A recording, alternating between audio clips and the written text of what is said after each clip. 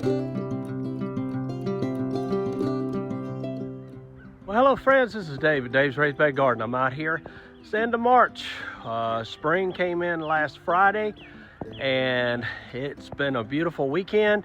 It's actually a lovely day. It's a little breezy, supposed to get more windy today. But I'm out here this morning. I'm getting ready to go in and rest. I've got to work tonight. Wanted to show you what I've done, just giving you a quick detail about my garden and what all's been going on. The month of March is a planting month for me. I plant the cool weather plants, and which that is the brassicas. Basically what I've planted are the cabbage, the broccoli, the cauliflower. Also I have lettuce and spinach, some collards, and just a few other things that I have too that are considered cool weather. When we talk about cool weather plants, remember that's when it's cool, that it likes the soil cool and the temperature cool. As far as what I do in my gardening and everything, I always like to show people exactly what goes on in the garden. And I like to show you that there are the ups and downs. If you remember, I don't know what zone the people are my viewers. Most of my viewers are from around here. 7B in North Carolina, Tobaccoville, North Carolina. The weather here, we have 4 seasons, but our weather changes coming into going from winter until we get into the spring. In this garden, I don't have a perfect garden area. I have one that I like to work. I like to be out here and do the things that I do. So what I've done is I came back, I've replanted, I've come out here. One of the other things that you'll notice that I have on top of my plants, coming into the warm weather, into the spring, you will see you'll see the birds and butterflies and different insects become very more active. One thing that'll hurt your cool weather plants that deals with your broccoli, your cauliflower, and your cabbages especially, is what we call a cabbage moth. A cabbage moth, very simply, is a little white butterfly that has black markings on it. Sometimes it's a dot, sometimes it can be a little black streak.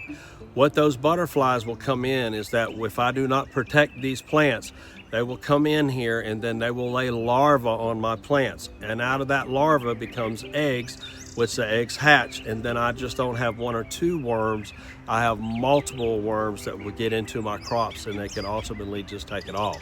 So the netting, the white insect netting I have is that for birds. They like to get in, they want to get the worms.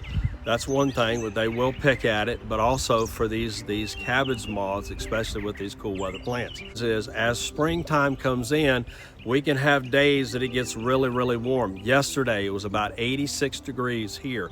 Today, it's only supposed to be in the mid 70s. Tomorrow, it's supposed to be back into the 50s. So when we're talking about March, at least in 7B, we're up on an up and down. It's like a roller coaster. So I have to take measures to be able to protect my plants. Hopefully now with this weather that has passed, that if we do get a frost, it's going to be a light frost or something. I expect it because it seems like it always likes to come around Easter, which Easter is coming at the beginning of April, and then Mother's Day, it'll tend to do that too. So you kind of have to watch exactly what you're doing here. So I keep an eye on those things. If you're not going to do a big garden, to do container gardening. Container gardening is so much easier, other than the pots that you may have to move that may be kind of heavy at times, but you can take those containers out of the cold weather or even the heat. You can protect it. You can put it in an area that's going to actually benefit you. So the cost of the containers far ways out that you're not going to lose a plant, and you're going to get multiple vegetables off of that one plant. So that's what I look at. I'm turning more to container gardening because I have my potatoes in my potato bags, or my plant bags, shall I say. And then that's what I've done differently this year. I did a few last year and I actually had a good amount of potatoes. So what I want to do this year is I'm putting my red potatoes into my plant bags. It's a good method to allow it to vegetables to grow. It's got a great drainage source and everything, and all you have to do is make sure that everything is okay. But I want to take you around the garden and kind of show you what it is, what I have and kind of going on. I'm actually replacing 2 beds. I had some beds that somebody had that they actually donated to me. The beds, the boards I can replace, but I like this little system about it, and it's a lot easier where you don't have to screw it in. I want to share that with you because that may be something that somebody else can do, but it'd be easier to replace, I think, overall, just by the mechanism and everything, how it works. So I'm going to show you that too. So let me turn the camera around and show you what's going on in the garden. So as I look around the garden, you can tell all the beds that I have. I'm still doing a lot of work on them. I still have some beds that I'm going to be getting them ready for the summer and the warm weather crops. This is where I have my broccoli bed. You can barely see it through here. Some of the broccoli, you can see the damage that where the weather did it. I left them. I did plant some new broccoli in here. The other bed I planted more, but I wanted to keep it just to see what the broccoli will do. Here's the other broccoli bed that I have. I do have some that you can tell that got damaged. I could have replaced it, but I left it. I did plant some more in here, and it looks like it's doing very well. This is the bed that I replaced all of my cabbage. All of the cabbage were replaced in this bed. It was all wilted, it was white, it looked very sickly and everything. So I came back in, replanted all of my cabbage right here, and then this bed over here, I actually left some of them. It was a little bit bigger. Again, I wanted to see what my vegetables will be able to do. And so I've left it in here and just trying to see exactly. It doesn't hurt me as bad because, like I said, I'm a 3-season gardener and I will have cabbage again at the end of the year. So that's just some of the vegetables that I have over here. This bed that I'm turning around to, this is the spinach that I planted. This spinach did very, very well. Some of the young ones I bought the other day up here in the front. But these I planted in the 1st of March. And this stuff has just really, really done well. I had a few lettuce in here. It did get some of my red or purple lettuce that you can see right there. It damaged some of that. But the other lettuce I just recently planted, and this is a good time. And this lettuce will be ready to go in about 40, maybe even less than that or a little bit more, about 60 days. So I'll have lettuce. And then my spinach, a lot of people like the young spinach. So what I will do is I can harvest the outer leaves first and then come into the inner leaves. I'll just take them off. You can have them in a salad, eat them on a sandwich, or either make a shake or a smoothie or something like that. I planted 4 collard greens. These are my collards. They look very good. They're coming up very, very nicely. Collards can go a long way. I'm telling you, you cut it, they will fill up this bed, just these 4 collard green plants. So I'll be able to have a lot. They did very well. They made it through the really cold temperatures very well. At the start of the video, I told you about my potatoes. They're in a much, much bigger bag. These bags are a 10-gallon bag. These are actually Brussels sprouts. I have Brussels sprouts in here. These ones don't do well if they're planted with the cabbage or the broccoli or the cauliflower. They compete too much, so I try to keep them separate. So what I'm doing with the bags, I want to see, because they need well-drained soil, and I want to see exactly what these plants will be able to do for me. This is the first year I plant them in this bag, so I just want to see exactly what they're going to be able to do. These bags right here are 20-gallon plant bags. I have another one over here, and I have another one. I have 4 of these, and what I've done is I've put the potatoes in there. So basically what I've done is how I plant my potatoes. I go about 8 inches down. I will bury them, and what I'll do is make it like a square even though it's round, and they'll have 5 potatoes. Let me make sure. Yes, there's 5 potatoes in each bag. You spread them out a little bit, and then I'll be able to get some potatoes out of. So I have 4 bags, not a lot of potatoes, but these are the red potatoes. I don't like them really, really big, so I'll be able to do that. And the other nice thing is I can plant them throughout the summer. So once these are ready, I can come back and then use them again. So the plant bag is something that I just went to last year. I was very well pleased with it, and it's just a great idea, especially in container. It's very easy to move. And it's well-drained bags that it just really drains, and it does well for your plants and everything. It doesn't hold the water in there as long as you've got good soil in there. The other thing that I'm doing is that you can tell that this bed here and the one over there, you can see where I've gone out the perimeter. This is what I was talking about.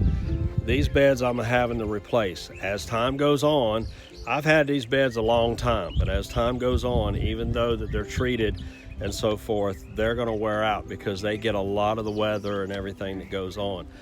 These were actually given to me. I have never used these little corner spacers that you use on the beds. I usually screw them in and everything and add the board, but it kind of gives you that. If you can see the diameter of it, these are concrete. These are actually, you can slide the boards down to the size that you want.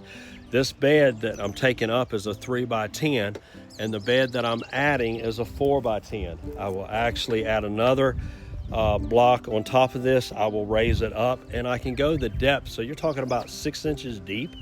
So I'll have a 12 inch tall bed, which is very good for a lot of the plants. So I'll have enough to actually replace these two beds. Versus what I did to these beds, you can tell that where I've screwed them in and they're very firm and everything. I guess the overall thing that I see about it, I've seen it on videos and I've actually seen these. I've never seen them in a garden. I've either seen them in the store or seen them on a YouTube video or something. But I guess the overall thing that I like is that by replacing, it is not hard to replace. These boards are not new by no means, but what I can do is I can easily come back in and replace these boards, because it's actually a little bit more hassle-free to deal with. So I'm just excited to see exactly what these boards are going to do. I can also add brackets to these to be able to hold these in place so they're a little bit tighter, since I'll have all that soil in there. So I've never used these, but this is just another dimension. The nice thing about it is that you can actually, if you wanted to, you can make a bed very, very narrow. You can make a little 4x4 bed, or you can make it 2 foot wide or 4 foot wide. I can even overall add to the other side and continue another bed directly into the other spot. That's something that may be in the future, I don't know. But you wouldn't have no walkway to go through, but those are just the different things that you can do with this type of material. So I'm kind of liking this in a lot of ways and everything, that what I'm seeing. So this is what I'll be doing. Besides, as the vegetables grow and my cool weather plants, I'll be cleaning up the beds, be cleaning up this area. This is what happens over time as it lays dormant and everything. I have a lot of work to do in the garden, but this is my favorite time coming out here. I just feel at peace when I'm out here, just being able to work and do these vegetables and everything, and just seeing the results in the end. And it's always a learning process, because every year is different.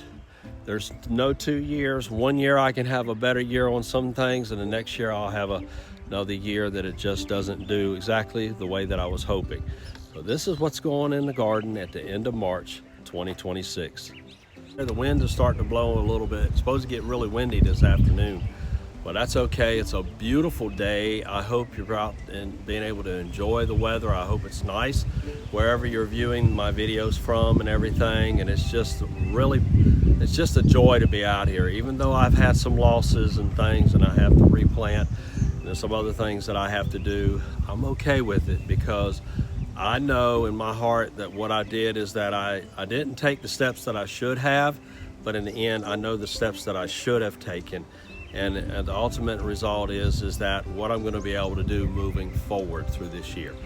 So I'm happy to have you on board, happy to have you watch my videos. Until next time, this is Dave at Dave's Raised Bed Garden. Keep planting, keep growing. God bless you, and take care.